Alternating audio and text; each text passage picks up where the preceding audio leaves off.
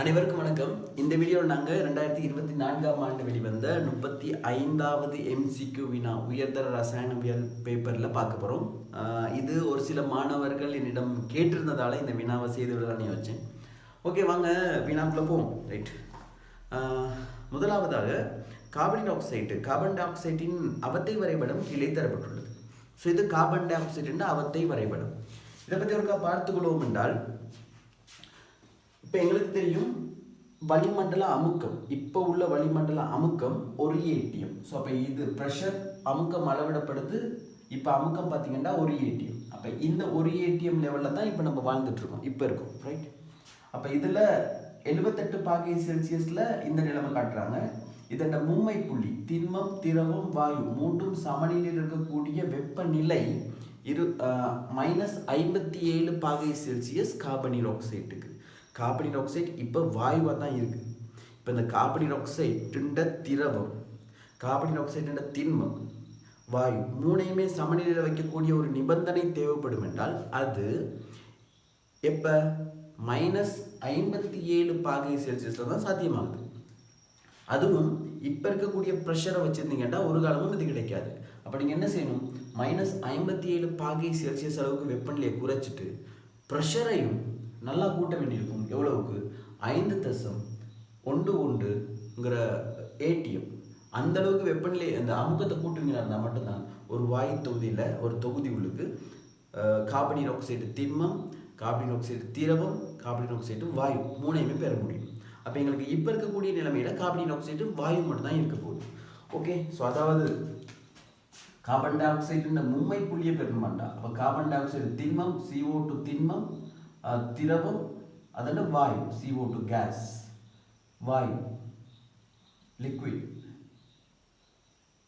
எல்லாத்தையுமே சமநிலையில் பெறும் என்றால் எந்த வெப்பநிலை? -57 பாகை செல்சியஸ். -57 பாகை செல்சியஸிலும் ப்ரெஷர் எவ்வளவா இருக்கணும்?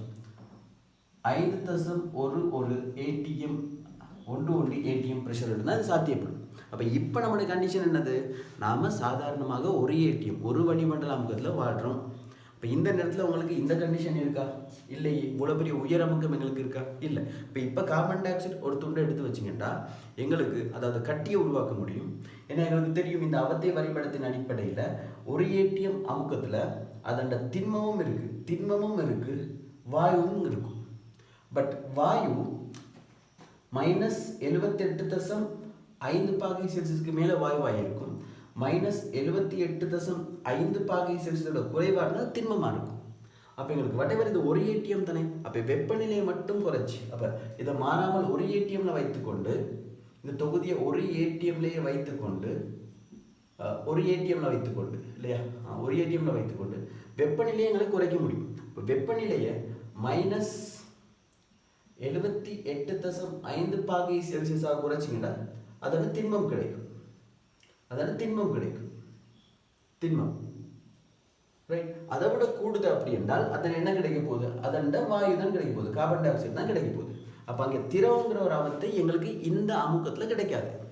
வெப்பநிலை எவ்வளோ தான் குறைச்சாலும் எங்களுக்கு அதோட பனிக்கட்டி தான் உருவாகுமே, அதாவது இந்த உலர் பனிக்கட்டி தான் உருவாகுமே ஒழிய அதோட என்ன உருவாகாது, திரவங்கிறது உருவாகாது. பொதுவாக ஒரு பனிக்கட்டியை, ஒரு நீர் பனிக்கட்டி ஒரு பனிக்கட்டி எடுத்து வச்சிங்கன்னா பனிக்கட்டி உருகி திரவமாக மாறும். அந்த திரவம் மறுபடியும் வாயுவாக மாறும். இதுதானே எங்களுடைய நார்மல் ப்ரோசஸ். அப்போ ஒரு திண்மம் உருகி திரவமாக மாறும், திரவம் உருகி வாயு, அந்த திரவம் கொதித்து ஆவியாகி வாயுவாக மாறும். இப்போ இது சாதாரண வளிமண்டல அமுக்கத்தில் உங்களுடைய வளிமண்டல அமுக்கத்துலேயும் வெப்பநிலையிலையும் 3 நிலைமையும் உருவாகும் என்றால் நாம் பார்த்துட்டு போகலாம். பட் இங்கே கார்பன் டை ஆக்சைடுக்கு இந்த 3 நிலைமையுமே மாற்றம், அதாவது சாதாரணமாக திண்மம், திரவம், வாயு அப்படி மாறணுமா இருந்தால் எங்களுக்கு ப்ரெஷர் எங்கே வரைக்கும் இருக்கணும்? 5.11 ஏடிஎத்தை விட கூடுதலாக இருக்குமா இருந்தால், இந்த மாதிரியான ஒரு ப்ரெஷர் இருக்குமா இருந்தால், உதாரணமாக ஒரு 6, 7 அந்த அளவில் ப்ரெஷர் இருக்குமா இருந்தால் எங்களுக்கு பார்த்தீங்கன்னா அதோட திண்மத்தை எடுத்து வச்சிங்கன்னா அதோட திண்மம் வெப்பநிலை அதிகரிப்போட திரவமாக மாறும், அந்த திரவம் மறுபடியும் மாறும், வாயுவாக மாறும். அதாவது இந்த இடத்துல ப்ரெஷர் 5 விட அதிகம், ஒரு 7, 8, 10 ஏடிஎம் இருக்குமாக இருந்திருந்தால் எங்களுக்கு சாதாரணமாக திண்மம் உருகி திரவமாக மாறி, திரவம் பிறகு வாயுவாக மாறி இருக்கும். பட் இங்கே ப்ரெஷர் நல்லாவே குறைவு தானே, ப்ரெஷர் நல்லாவே குறைவு. அப்போ எங்களுக்கு திண்மம் நேரடியாகத்தான் என்ன செய்யும், வாயுவாக மாறி இருக்கும். ரைட். அப்போ இதான் கார்பன் ஆக்சைடுன்ற மும்மை புள்ளி. நமக்கு தெரியும் மும்மை புள்ளி என்றால் திண்மம் திரவம் வாயு மூன்றும் சமநிலையில் இருக்கக்கூடிய அந்த புள்ளி. அப்போ அந்த புள்ளிக்கான நிபந்தனைகள் என்ன, 5.11 ATM ப்ரெஷர் -57 பாகை செல்சியஸ் வெப்பநிலையில் இதோட திண்மம் திரவம் வாயு மூன்றுமே எப்படி இருக்கும், சமநிலையில் இருக்கும். ஆனால் இப்போ ப்ரெஷர் 1 ATM எனது வளிமண்டல அமுக்கத்தில் இருக்க போகுது. இரண்டாவது நமக்கு தெரிஞ்சிருக்கணும் இந்த புள்ளி, அதாவது இந்த வெப்பநிலை. ஸோ இந்த வெப்பநிலைக்கு நாங்கள் என்ன பேர் சொல்கிறோம், அவதி வெப்பநிலை. டி கிரிட்டிக்கல், டிசின்னு சொல்லுவோம் இல்லையா, அவதி வெப்பநிலை. ஏன் அவதி வெப்பநிலைன்னு சொல்கிறோம், இப்போ உதாரணமாக எங்களுக்கு லட்சிய வாயு ஒன்றை எப்போதுமே ஒடுக்கி அதன் திரவ அவத்தையை பெற முடியாது. இப்போ பொதுவாக நாங்கள் வாயுக்களை ஒடுக்கி திரவமாக மாற்றலாம், பிறகு அந்த திரவத்தை கொண்டு போயிட்டு டீப் ப்ரெஷரில் அல்லது ஃப்ரிட்ஜில் வச்சு நீங்கள் என்ன செய்ய முடியும் அப்படி என்றால் அதன் திண்மத்தையும் பெற முடியும். இன்னும் வெப்பநிலை குறைச்சிங்கன்னா திண்மம் கிடைக்கும். ஆனால் லட்சிய வாயுக்களுக்கு ஒரே ஒரு அவத்தை தான், அது வாயு அவத்தை மட்டும்தான். ஸோ அவங்கள ஒடுக்கி என்றைக்குமே திரவமாக மாற்ற முடியாது. அதாவது ப்ரெஷரை கூட்டியோ வெப்பநிலையை குறைச்சோ அவங்கள திரவமாக்க முடியாது. ரைட். ஆனால் மெய்வாயுக்கள் என்ன செய்ய முடியும், திண்மம் திரவம் வாயு போன்ற அவத்தைகளுக்கு கொண்டு போகக்கூடியதாக இருக்குது. சரிதானே. ரைட். அப்போ இந்த வகையில் எங்களுக்கு மெய்வாயு ஒன்று உயர் அமுக்கத்தை கொடுத்து அதை அப்படியே ஒடுக்கி திரவமாக மாற்றிட முடியும். அப்படிதானே. ரைட். ஆனால் ஒரு குறிப்பிட்ட வெப்பநிலையை விட அந்த வாயு விட்டு வெப்பநிலை உயர்வாக இருந்தால் அதை நாங்கள் எவ்வளோ தான் ஒடுக்கினாலும் திரவமாக மாறாது, எவ்வளோ தான் ப்ரெஷரை கொடுத்தாலும் திரவமாக மாறாது. அதாவது ஒரு வாயு தொகுதி இருக்க போகுது, இந்த வாயு தொகுதிக்கு நாங்கள் ப்ரெஷரை கூட்டுறோம். ப்ரெஷரை கூட்ட உள்ளுக்குள்ள வாயு ஒடுங்கி உள்ளுக்கு இங்கேருந்து ப்ரெஷரை கூட்டுறீங்க. இப்போ கூட்டும் போது வாயு ஒடுங்கி இதுக்குள்ளே திரவமாக மாறிடும். ஆனால் அதே சமயத்தில் இந்த வாயு தொகுதியில் வெப்பநிலையும் கூட்டிக்கிட்டே போறீங்க. இது உள்ளுக்குள்ள வாயு தொகுதியில் வெப்பநிலையை கூட்டுறீங்க. இப்போ கூட்டும் போது மறுபடியும் என்ன செஞ்சிடும், அது ஆவியாக மாறிடும். பிறகு ப்ரெஷரை கூட்டுறீங்க, கொஞ்சம் ஒடுங்கும். ஆனால் பெரிய ஒரு ப்ரெஷர் தேவைப்படும், ஏன்னா உயர் வெப்பநிலைக்கு போயிடுச்சு, அப்போ கொஞ்சம் ஒடுங்கும். ரைட். மறுபடியும் வெப்பநிலையை கூட்டுறீங்க, ஆவியாகும். மறுபடியும் ப்ரெஷரை கூட்டுறீங்க, ஏதோ ஒழுங்க ட்ரை பண்ணுது. இப்படி வெப்பநிலையை கூட்டி ப்ரெஷரை இந்த வெப்பநிலையை கூட்டி ப்ரெஷரையும் கூட்டுறோம், ஒடுக்கி திரவமாக பார்க்குறோம். ஆனால் ஒரு குறிப்பிட்ட வெப்பநிலையை விட இந்த வெப்பநிலை இன்னும் உயர் பெருமானத்துக்கு போகும்போது எவ்வளவுதான் ப்ரெஷரை கூட்டினாலும் இதை ஒடுக்கி மீண்டும் திரவமாக்க முடியாது, அது வாயுவாக மட்டும்தான் இருக்கும். அந்த வெப்பநிலைக்கு தான் பேர் சொல்றது டிசி, டி கிரிட்டிக்கல்.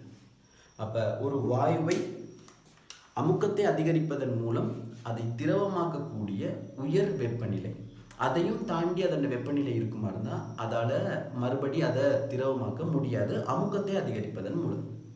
ஸோ அப்போ இந்த தொகுதிக்குள்ளே பார்த்தீங்கன்னா இந்த கார்பன் ஆக்சைடு வாயுவை எங்களுக்கு இது டெம்பரேச்சர் அது 31 பாகை செல்சியஸை தாண்டிடுச்சுன்னா, 31 பாகை செல்சியஸை தாண்டி கார்பன் ஆக்சைடு இருக்குது அப்படின்னா நீங்கள் என்ன தான் ப்ரெஷர் கொடுத்தாலும் கார்பன் ஆக்சைடு திரவத்தை பெற முடியாது. 31 பாகை செல்சியஸோட குறைவாக இருக்குமா இருந்தால் 31 பாகை செல்சியஸோட குறைவாக இருக்குமா இருந்தால் அப்போ இதுக்குள்ளே பார்த்தீங்கன்னா இங்கே வாயு இந்த ரேஞ்சில் இருக்க போகுது. இப்போ இதுக்குள்ளே இருக்க போகுது. ரைட். அப்போ நீங்கள் ப்ரெஷரை கூட்டுறீங்க, அப்படியே ப்ரெஷரை கூட்ட, இது சாதாரண வளிமண்டல அமுக்கத்தில் இருக்குது. ரைட். ஓகே. வளிமண்டல அமுக்கத்தில் 31 பாகை செல்சியஸோட குறைவாக இருக்கும்போது ரைட் இப்போ வாயுவாக இருக்குது. நமக்கு தெரிஞ்ச பேர் 25 பாகை செல்சியஸ்னு சொல்லுவோமே. ரைட். 25 பாகை செல்சியஸில் இது வாயுவாக இருக்குது, இதுனா வாயு அவத்தையில் இருக்குது. இப்போ இதே வளிமண்டல அமுக்கத்தை நாங்கள் ஒரு ஏடிஎம்மில் வைத்துக்கொள்ளாமல் இப்போ நாங்கள் ப்ரெஷரை கூட்டுறோம், பயங்கரமாக கூட்டுறோம். ப்ரெஷர் கூடிக்கிட்டே போகுது, கூடி எங்கே வருது, திரவாவத்தைக்கு வருது. இப்போ எங்களுக்கு கார்பன் ஆக்சைடு திரவாவத்தை பெற முடியும். எப்போ 25 பாகை செல்சியஸில் அரை வெப்பநிலையிலிருந்து ப்ரெஷரை கூட்டி எங்களுக்கு இதண்ட திரவாவத்தை பெற்றுக்கொள்ள முடியும். ஆனால் இதே கார்பன் ஆக்சைடு வெப்பநிலை 31 பாகை செல்சியஸ் 25 31 ஆகி 31 தாண்டி இருக்குமா இருந்தால் எங்களுக்கு நாங்கள் எவ்வளோ தான் ப்ரெஷரை கூட்டினாலும் அதில் என்ன கிடைக்காது, திரவத்தை கிடைக்காது.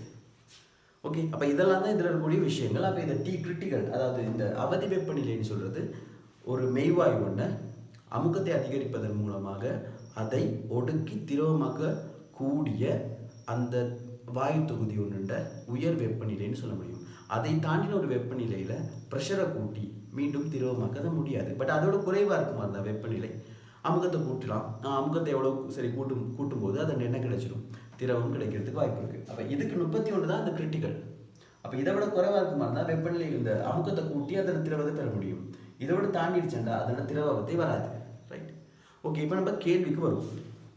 இப்போ கேள்வியில் சொல்கிறாங்க 25 பாகை செல்சியஸிலும் ஒரு ஏடிஎம் அமுக்கத்திலும், 25 பாகை செல்சியஸிலும் ஒரு ஏடிஎம் அமுக்கத்திலும், அதாவது இப்போ நான் எப்படி சொல்கிறேன், 25 பாகை செல்சியஸிலும் ஒரு ஏடிஎம் அமுக்கத்திலும் உடற் பனிக்கட்டி, அதாவது திண்ம கார்பனீர் ஆக்சைடு இன்னும் ஒரு மாதிரி முகவையில் வைக்கப்படுதான். ஒரு முகவையில் எடுக்கணும். முகவையில் எடுத்துட்டு திண்ம கார்பனீர் ஆக்சைடு எடுக்கணும். ஓகே,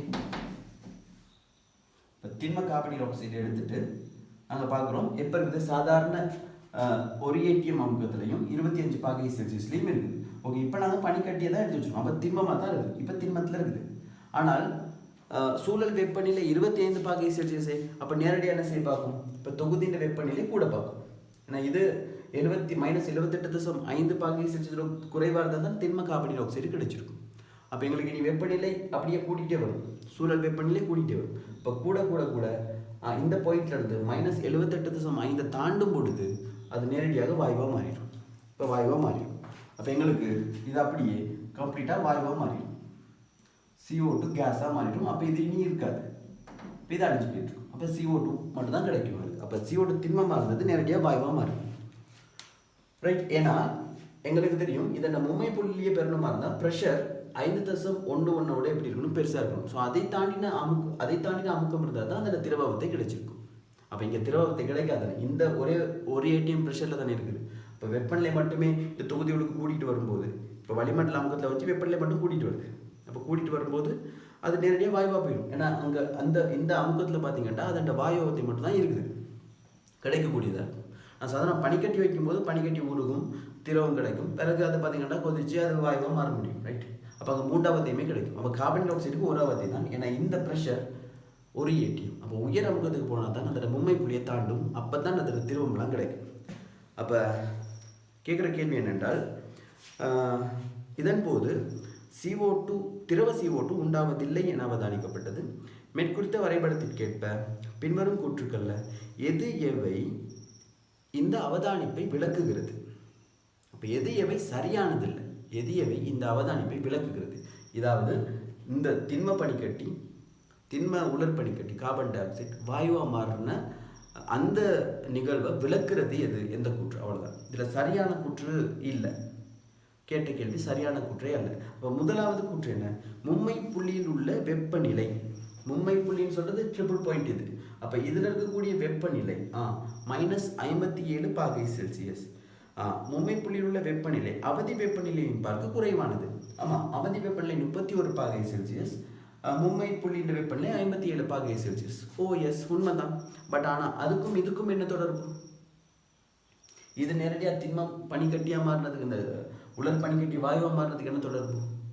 ஒன்றும் இல்லைன்னா, ஆனால் அந்த கூற்று சரி. அதுக்கு அடுத்தது அவதி புள்ளியில் உள்ள வெப்பநிலை. அவதி புள்ளியில் உள்ள வெப்பநிலை 31, புள்ளியில் உள்ள வெப்பநிலை 25 பாகை செல்சியஸிலும் உயர்ந்தது. ஆமாம், இது 25 பாகை, இது 31னா இது குறைவாக தானே இருந்திருக்கணும், 25. அப்போ 25 விட 31 கூட தானே. ஆமாம், அது உண்மைதான். அப்போ அவதி புள்ளியில் உள்ள வெப்பநிலை 25 விட கூட தான். எஸ், 31 பாகை செல்சியஸ். அந்த கூற்றும் சரியானது.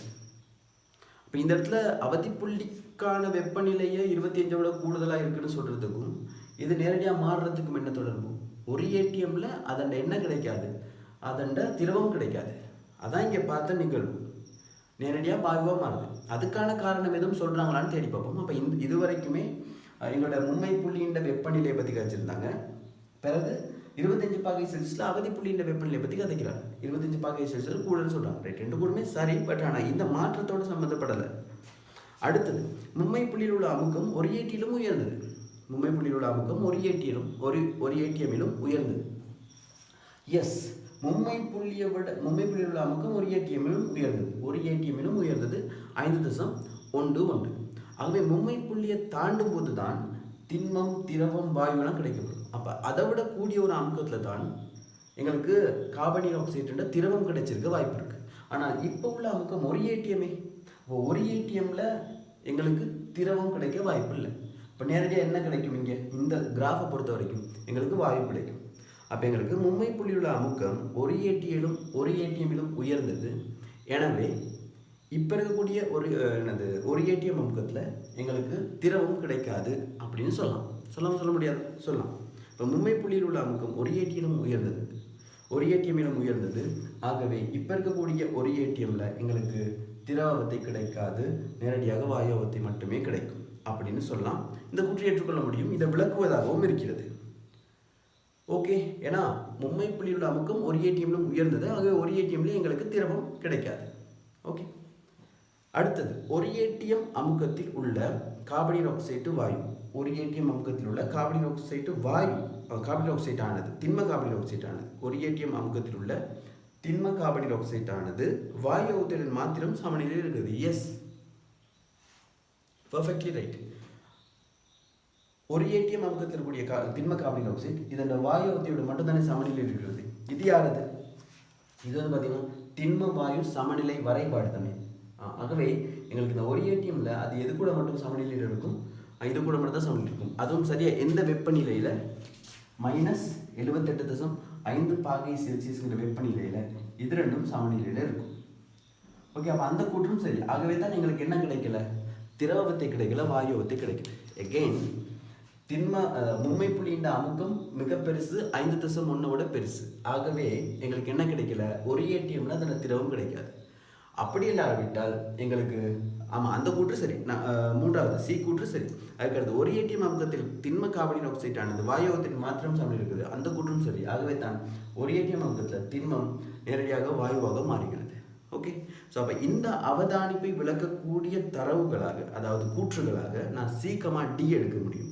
ஏபி என்பன சரி, பட் என்னல்ல, இந்த அவதானிப்பை விளக்கல. அதாவது திண்மம் நேரடியாக வாயுவாக மாறுது அப்படிங்கிற அந்த பாயிண்ட்டை விளக்கலை. மற்றபடி அந்த கூற்றில் எந்த ஒரு தப்பும் கிடையாது. மும்மை புள்ளியில் உள்ள வெப்பநிலை அவதி வெப்பநிலையிலும் குறைந்தது. எஸ், 25 பாகை செல்சியஸை விட 31 பாகை செல்சியஸில் தான் என்ன கிடைக்குது? அவதி வெப்பநிலை கிடைக்குது.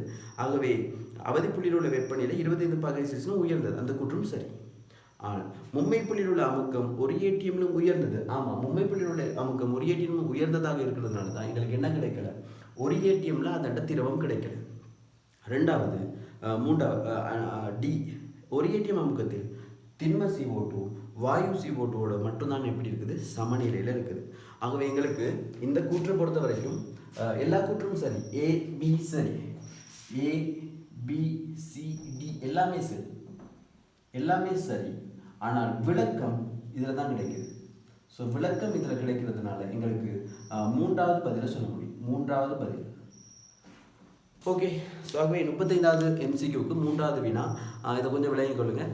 ஓகே, நம்ம இன்னொரு வீடியோவில் சந்திப்போம். தேங்க்யூ.